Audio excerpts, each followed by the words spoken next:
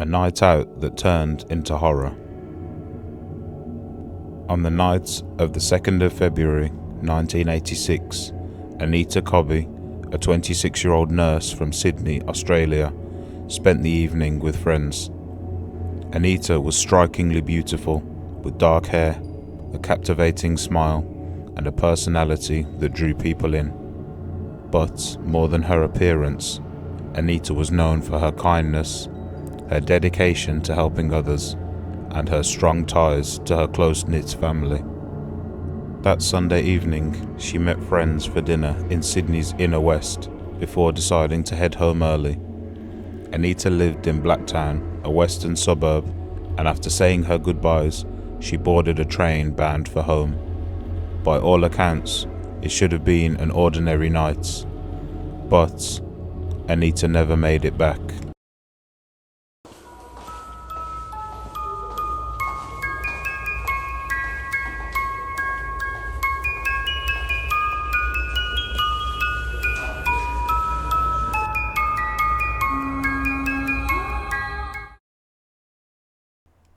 Who was Anita Cobby?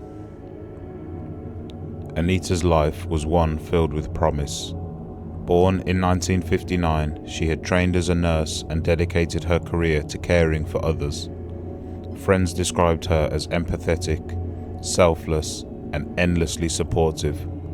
She had once pursued modeling and even won a beauty pageant, but she gave it up to follow her true calling in nursing. At the time of her death, Anita was working at Sydney Hospital. Despite personal challenges, including a separation from her husband, John Cobby, she remained close to her family and optimistic about the future. That optimism, however, was violently extinguished on her way home. The final train ride. Anita's last moments were carefully pieced together later by investigators. She boarded a late train to Blacktown, arriving just before 10 p.m. From there, she began walking towards her parents' home, where she was staying at the time. The walk was less than 2 kilometers, and it was a route she had taken countless times before. But on this particular night, a stolen car carrying 5 men was prowling the streets. These men were not ordinary criminals.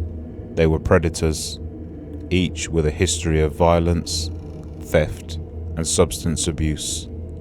Their names would later become infamous in Australia: John Travers, Michael Murdoch, and 3 brothers, Les, Gary, and Michael Murphy.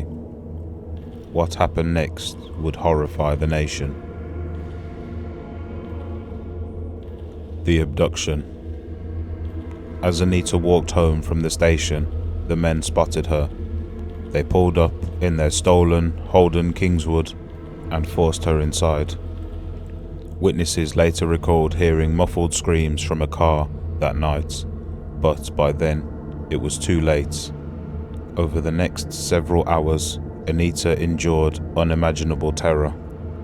The men drove her to a secluded paddock on the outskirts of Sydney. What happened there was so brutal, so depraved, that even hardened detectives were shaken to their core. The discovery. 2 days later, on the 4th of February, a farmer walking through his property discovered Anita's body in a ditch near Prospect, New South Wales. She had been savagely beaten, and forensic evidence showed that she had fought desperately for her life. The sheer brutality of the attack shocked not only the investigators, but the entire country. Her injuries were described in court as some of the worst seen in New South Wales's criminal history. Anita had not only been murdered, she had been tortured. The hunt for the killers. Police launched an enormous investigation.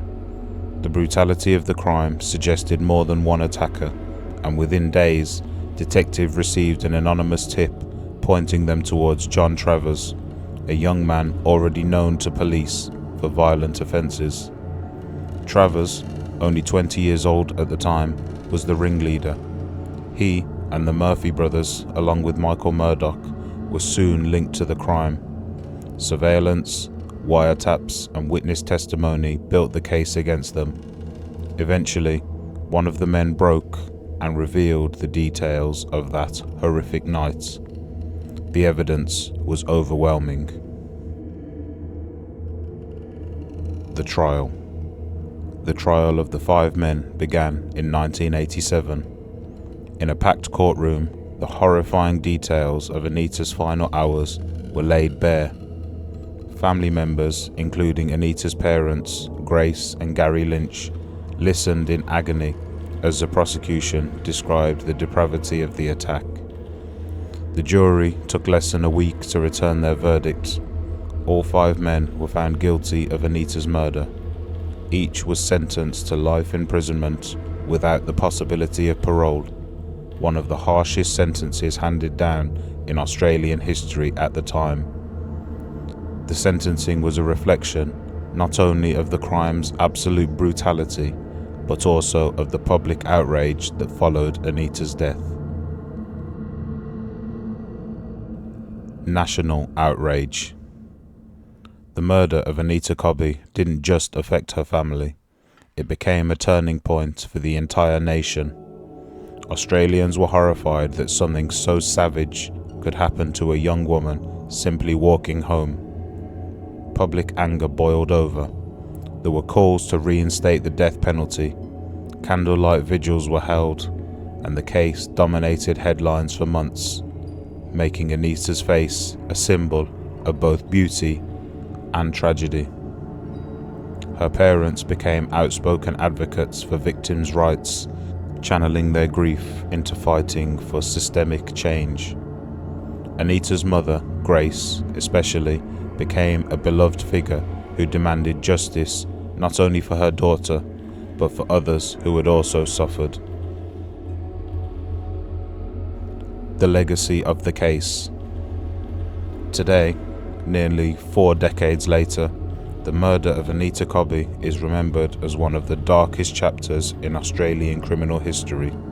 It spurred new conversations about violence against women, sentencing reform, and the responsibilities of the justice system to protect the vulnerable. As for Anita's family, the loss was immeasurable. Her husband John was later consumed by grief and struggled in the years that followed, often retreating from the public eye. Grace and Gary carried their daughter's memory with them until their deaths, ensuring that Anita's story was never forgotten. A haunting reminder. What makes Anita's story so enduring is the sheer randomness of the attack. She wasn't in a dangerous situation. She wasn't living a high-risk lifestyle. She was simply a young woman walking home for the train. Her murder was not only a crime against one family, but a crime that shattered a nation's sense of safety. It remains a chilling reminder that evil can lurk anywhere, even in the most ordinary of moments. Anita Cobby's name is still spoken with reverence in Australia. Her story continues to serve both as a warning and as a rallying cry to never forget and to always fight for justice.